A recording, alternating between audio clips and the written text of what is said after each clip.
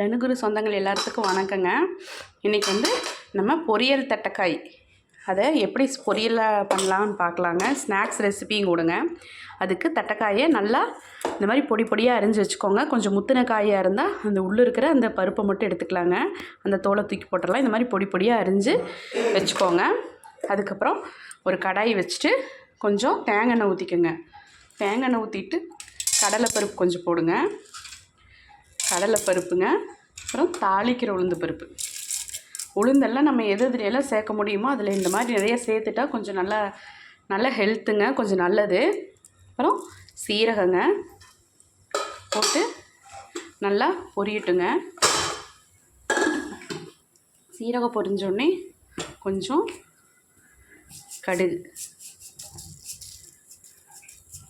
கடுகு போட்டுட்டுங்க. கடுகு நல்லா வெடிக்கிட்டோம். இடையில கொஞ்சம் பெருங்காயம் போட்டுடலாம். ஏன்னா தட்டைக்காய் கொஞ்சம் கேஸுங்க, அதனால் கொஞ்சம் பெருங்காயம் போட்டு விட்டுக்கணும். நல்லா வணங்கிட்டுங்க. அதுக்கப்புறம் அதுக்குள்ளே நம்ம ஃபஸ்ட்டு ஒரு 4-5 பெரிய வெங்காயம், ஏன்னா வெங்காயம் தான் நம்மளுக்கு கொஞ்சம் நல்லா தட்டுப்படும், நல்லா இருக்குங்க சாப்பிட்றதுக்கு. அதனால் கொஞ்சம் 4-5 பெரிய வெங்காயம், 10 சின்ன வெங்காயம் கட் பண்ணி வச்சுருக்கேங்க. 2 கருகாப்பில் தலைங்க, பூண்டு 5 தட்டு வச்சுருக்கேன். வரமிளகா ஒரு 7 கிள்ளி வச்சுருக்கேங்க. கொஞ்சம் சுருக்குன்னு இருந்தால் தான் நல்லாயிருக்கும். பச்சை மிளகா பிடிக்கிறவங்க போட்டுக்கோங்க. நான் பச்சை மிளகா யூஸ் பண்ணுறது இல்லைங்கிறதுனால எதுலேயும் சேர்த்துறது இல்லைங்க. பாருங்கள், கடுகு வெடிச்சோடனே நம்ம இதை போட்டுடலாம். கடுகு வெடிச்சோடனே போட்டாச்சு. பூண்டை போட்டு ஒரு நல்ல ஒரு வணக்குனா பூண்டோட வாசம் வரணுங்க. அதுக்கப்புறம் அதுக்குள்ளே வரமிளகாயும் சேர்த்தி விட்டுருவோம். வனமிளகாயும் அந்த எண்ணெயில் அந்த வாசம் வந்தால் தான் உங்களுக்கு நல்லாயிருக்கும். இந்த எண்ணெயில் போட்டு வணக்கிறோம் இல்லைங்க, இந்த வாசம் நம்ம எவ்வளோ மனம் வருதோ அது அந்த செய்கிற அந்த காய் முழுதுமே அந்த மனம் இருக்குங்க. அதுக்காகத்தான் நம்ம எண்ணெயில் போட்டு ஃபஸ்ட்டு வணக்கிறோம். நல்லா வணங்கிட்டுங்க. நல்லா வாசம் வர்ற அளவுக்கு வணங்கினோடனே அடுத்தது நம்ம வெங்காயத்தையும் கருகாப்பில் தலையும் போட்டுடலாம். நல்லா வணங்கிட்டுங்க. வாசம் ஓரளவுக்கு வந்துருச்சுங்க. இதுக்கிடையில் நம்ம வெங்காயம் கருகாப்பில் தலை இதையும் ஆட் பண்ணி விட்டுருவோம்.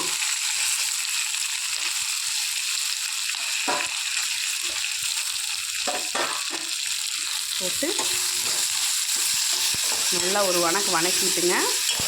கொஞ்சம் வணங்கட்டும். வணங்கிடுச்சுங்க. வெங்காயம் பொன்னிறமானதுக்கப்புறம் தட்டைக்காய் கட் பண்ணி வச்சுருக்கோம் இல்லைங்க, ஃபுல்லாக போட்டுடலாம். போட்டுட்டு இதையும் இதை போட்ட உடனே கொஞ்சம் உப்பு, இந்த காய்க்கு தேவையான அளவுக்கு உப்பு போட்டுட்ருவோங்க. போட்டுட்டு நல்லா ஒரு கிளறி விடலாங்க. கிளறிட்டு காமிக்கிறேன் பாருங்க. நல்லா ஒரு கிளறி விட்டுட்டுங்க. இப்போ உப்பும் போட்டாச்சு. நம்ம தண்ணி பாருங்க, தண்ணி ஒரு சின்ன டம்ளரில் 1 டம்ளர் தண்ணி ஊற்றி விட்டுருவோம். அது வேகட்டுங்க.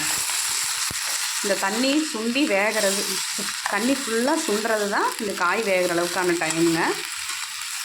இது வேகட்டும். நம்ம லிட் போட்டு க்ளோஸ் பண்ணிடலாம். இதுக்கிடையில் நம்ம போய் தேங்காய் பூ ஒரு தேங்காயை திருவிட்டு வந்துடலாங்க. பாருங்கள், ஒரு கிளறி உப்பு போட்டு லிட் போட்டோம். வேகட்டும். கொஞ்சம் லைட்டாக சிம் பண்ணிவிட்டு நம்ம போய் தேங்காய் பூ திருவிட்டு வந்துட்டு பார்க்கலாங்க. பாருங்கள், அப்பப்போ மூடி ஓப்பன் பண்ணி ஒரு கிளறிட்டு மறுபடியும் நம்ம அந்த லிட் போட்டு மூடி வச்சிடலாங்க. நல்லா தண்ணி கொஞ்சம் இருக்குது, சுண்டி வரட்டுங்க. கடையில் தேங்காய் பூ ஒரு மூடி தேங்காய் பூவை திருவி வச்சாச்சுங்க.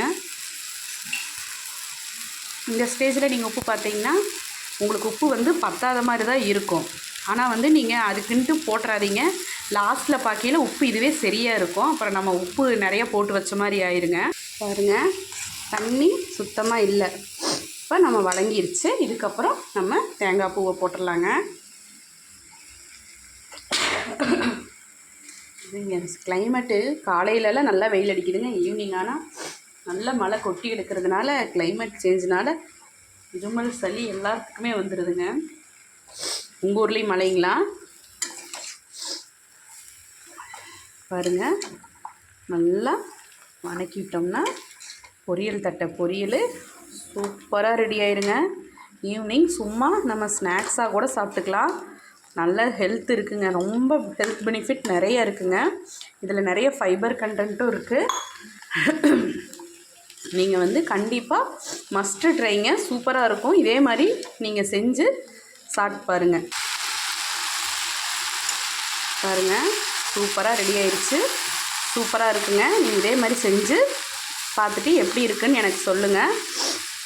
எப்போவுமே நம்ம உப்பு வந்து காய் வணக்கிறப்போ போடுறோம்னா ஃபஸ்ட்டு ஸ்டார்டிங்கில் கொஞ்சம் உப்பு போட்டிருக்கோம்னா நம்ம இடையில பார்த்துட்டு உப்பு பத்தலைனெல்லாம் போட்டிருக்கக்கூடாதுங்க.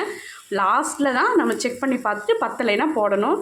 இடையில போட்டோம்னா உப்பு அதிகமாக போயிருங்க. நல்லாயிருக்கும். இதே மாதிரி நீங்கள் செஞ்சு பாருங்கள். எப்படி இருக்குன்னு எனக்கு கமெண்ட் பண்ணுங்கள். நாளைக்கு இன்னொரு சமையல் பார்க்கலாங்க.